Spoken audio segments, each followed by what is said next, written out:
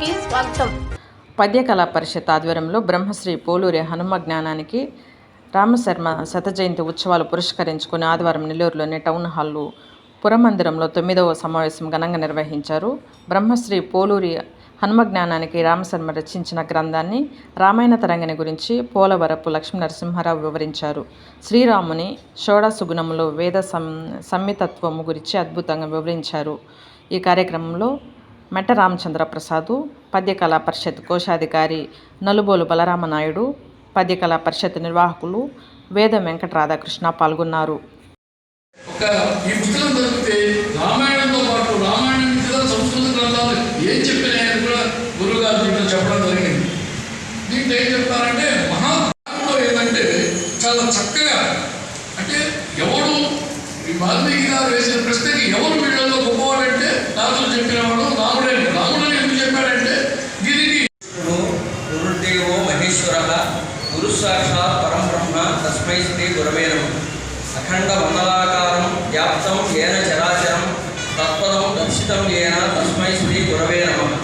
అజ్ఞాన తిమిరాంధస్య జ్ఞానాంజన శలాకయ.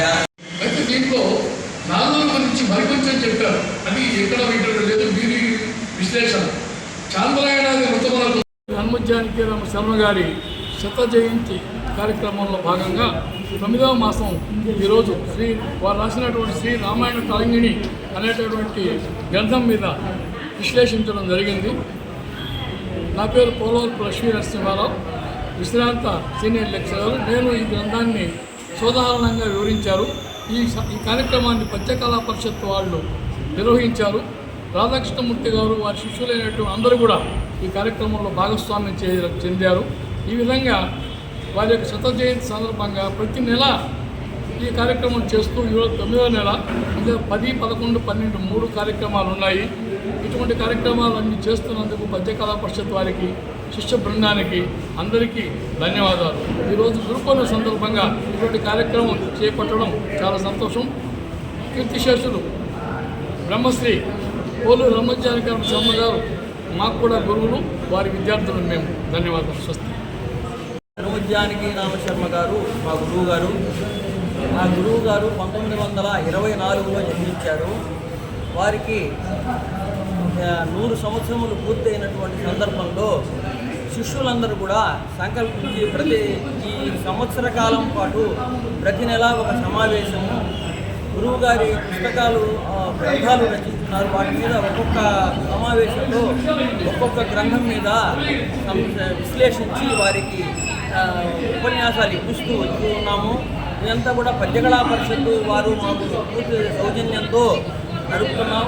అదేవిధంగా వారి కుటుంబ సభ్యుల సహకారము పూర్తిగా మాకు కల్పిస్తున్నారు. వారి మనవరాళ్ళు, మనవళ్ళు, వాళ్ళ కొడుకులు అందరూ కూడా దీంట్లో భాగస్వాములు అయి ఉన్నారు. అదేవిధంగా ఈ యొక్క సమావేశం ఈరోజు 9వ సమావేశము శ్రీరామాయణ తరంగిణి అనేటటువంటి గ్రంథం మీద పోలవరపు లక్ష్మీ నరసింహారావు గారు ఉపన్యసించారు.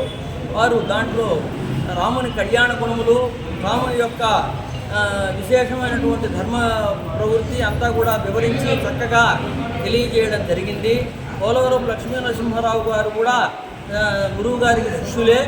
ఈ విధంగా ఈ ఉపన్యాసాలన్నీ కూడా శర్మగారి శిష్యుల ఒక్కొక్కరిని ఉద్దండ పండితులైన వారిని తీసుకొని వచ్చి ఉపన్యాసాలను నిర్వహిస్తూ వస్తూ ఉన్నాం. 9 ఉపన్యాసాలు అయింది. ఇంకా మిగతా 3 ఉపన్యాసాలు ఉన్నాయి. వచ్చే నెల కూడా ఈ కార్యక్రమం ఇక్కడనే టౌన్ హాల్లో జరపదలిచాం. అప్పుడు మన మాజీ ఉపరాష్ట్రపతి గారు వెంకయ్య నాయుడు గారు కూడా ఇచ్చేయనున్నారు. వారి యొక్క ఇది కూడా తీసుకొని ఉన్నాం అనుమతి. వారు కూడా వచ్చి ఈ కార్యక్రమాన్ని పాల్గొంటారు. వారు కూడా శర్మ గారికి శిష్యులే. వారికి గురువు పట్ల అత్యంత అనురాగాలు ఉన్నాయి. ఈ విధంగా కార్యక్రమాలు చేసుకుంటూ చివరిగా 12వ కార్యక్రమాన్ని కూడా వారి ఈ కార్యక్రమాలు కూడా ఇక్కడే జరపాలని నిశ్చయించుకొని జరుపుతూ వస్తూ ఉన్నాము. దీనికి సహకరించినటువంటి మా గురు కృపని మేము సదా తలుస్తూ